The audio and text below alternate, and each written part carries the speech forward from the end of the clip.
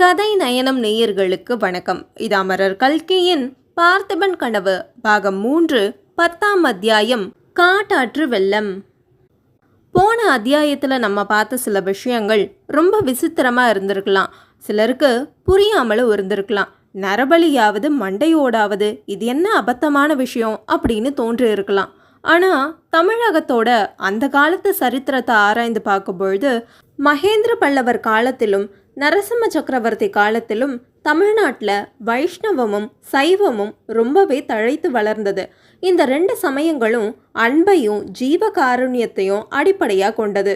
அந்த காலத்தில் ஜெயின மதமும் பௌத்த மதமும் தேய்ந்து போய் இருந்தது.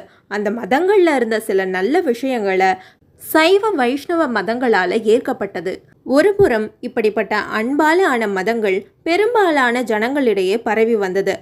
ஆனால் சில மக்களுக்கு நடுவில் நரபலியை தூண்டுற பயங்கரமான காபாலிகம், சாக்தம், பைரவம் அப்படிங்கிற மதங்களும் பரவிட்டு தான் இருந்தது.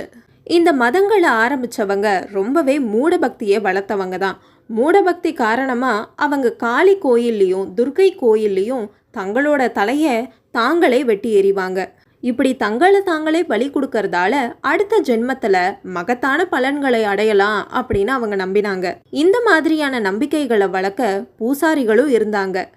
இவங்க காடுகளுக்கு நடுவில் மறைவா துர்கை கோயிலையும் காளி கோயிலையும் நிறுவினாங்க.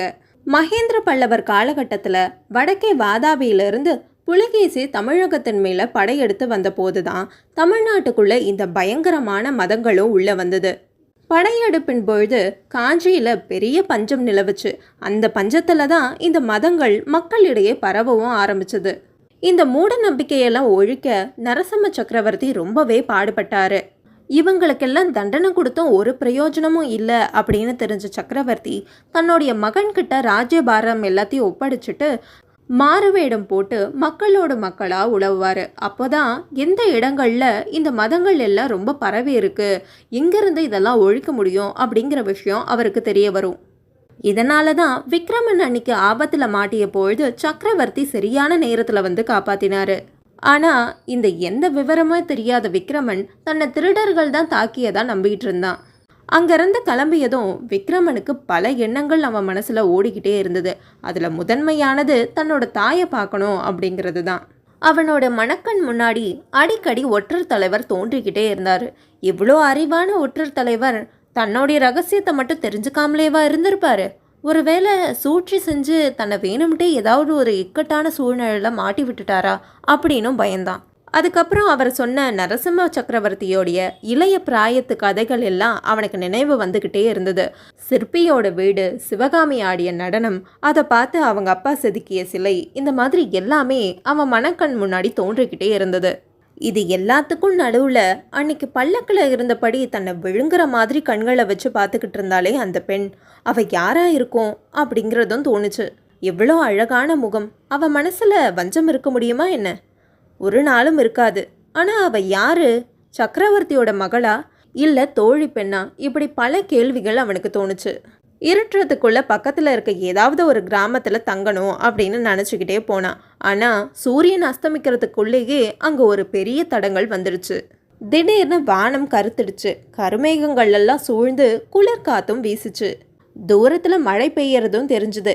என்ன செய்யறதுன்னு யோசிக்கிறதுக்குள்ளேயே நல்ல மழை பெய்ய ஆரம்பிச்சிருச்சு. சாதாரண மழை இல்லை, இடியும் புயலும் சேர்ந்து அப்படி ஜோன்னு மழை.